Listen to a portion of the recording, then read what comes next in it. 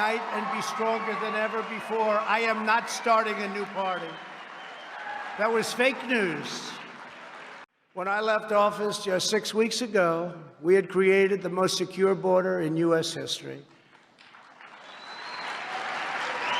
We had built almost 500 miles of a great border wall that helped us with these numbers, because once it's up, you know, they used to say a wall doesn't work. Well, you know what I've always said? Walls and wheels, those are two things that will never change. The wall has been amazing. It's been incredible, and little sections of it to complete. They don't want to complete it. They don't want to complete little sections in certain little areas. They don't want to complete, but it's had an impact that nobody would have even believed.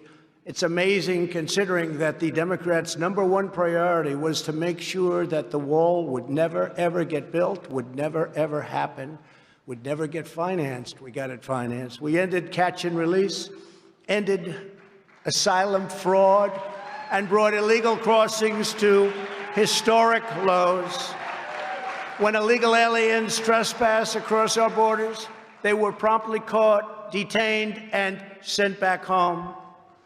And these were some rough customers. I want to tell you, some rough customers were entering our country. It took the new administration only a few weeks to turn this unprecedented accomplishment into a self-inflicted humanitarian and national security disaster.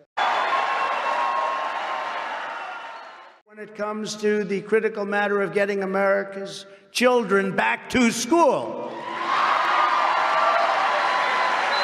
and they must get back, and get back right now. Right now. Crazy.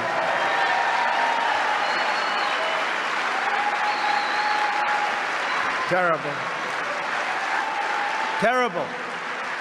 The Biden administration is actually bragging about the classroom education they are providing to migrant children on the border, while at the same time millions of American children are having their futures destroyed by Joe Biden's anti-science school closures. Think of it.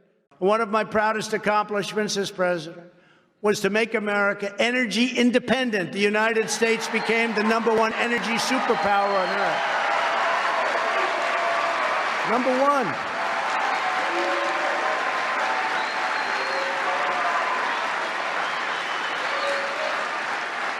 Became #1. Bigger than Saudi Arabia, bigger than Russia by a lot. We left them all in the dust. They were all in the dust. But if the Democrats have their way, we are heading from energy dominance to energy disaster. That's what's happening. You have to see what's going on.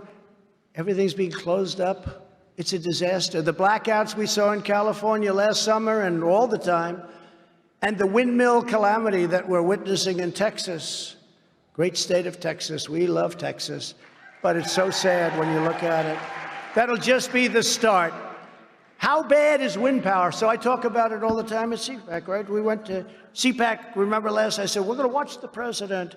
Well, Alice, the wind isn't blowing. I don't believe we'll have any electricity. Remember, we would kid, but I wasn't actually kidding.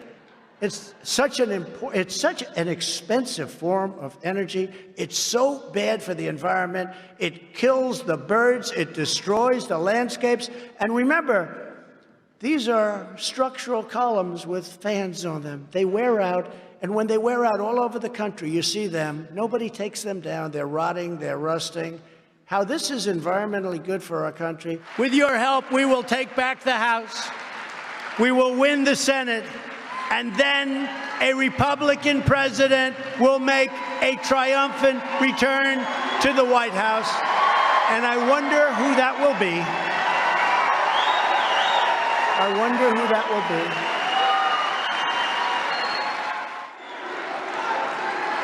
Standing before you today, I am supremely confident that for our movement, for our party, and for our country, our brightest days are just ahead, and that together we will make America prouder, freer, stronger, and greater than it ever has been before. Thank you, CPAC.